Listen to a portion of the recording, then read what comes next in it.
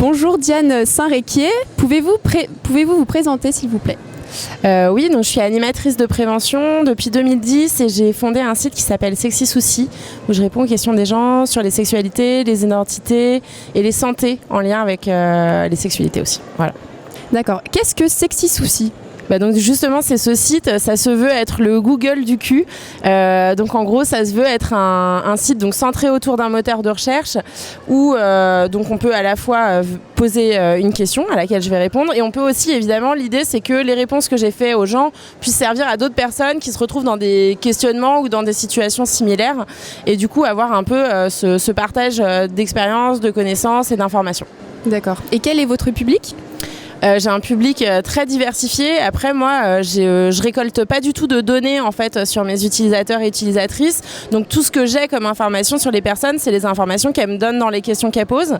J'ai un peu les informations sur mes fans Facebook, par exemple. Je vois à peu près le public, donc qui est quand même un public assez jeune, on va dire, entre 15 et 35 ans. À peu près, en grosse majorité, sachant qu'il y a des gens plus jeunes et des gens plus âgés aussi, et avec pas mal de femmes. Proportionnellement, il y a quand même plus de femmes que d'hommes.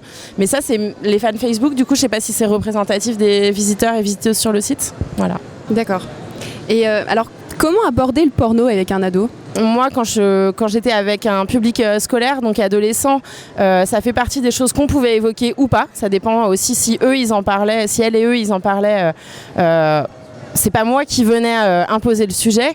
Après, la question de comment on en parle, ça dépend aussi qui on est. Est-ce qu'on est un père, c'est-à-dire qu'on est un adolescent ou une adolescente soi-même ? Est-ce qu'on est un parent d'ado ? Est-ce qu'on est un prof ? Est-ce qu'on est un éducateur d'une autre sorte ? Du coup, il y a une posture qui change en fonction de la fonction qu'on a d'une certaine manière.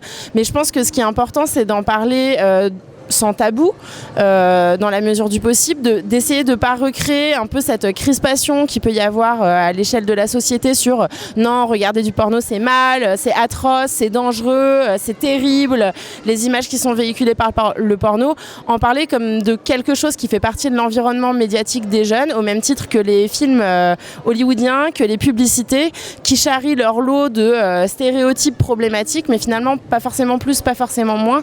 On doit pouvoir en parler, pouvoir développer l'esprit critique des jeunes face aux médias de manière générale, que ce soit un film pornographique ou Fast and Furious 8 ou James Bond ou une publicité, peu importe. Je pense que ce qui est important, c'est d'en parler comme on parlerait finalement de n'importe quel média. D'accord. Merci beaucoup pour toutes ces informations et puis très bonne journée. Merci beaucoup. Au revoir. Au revoir.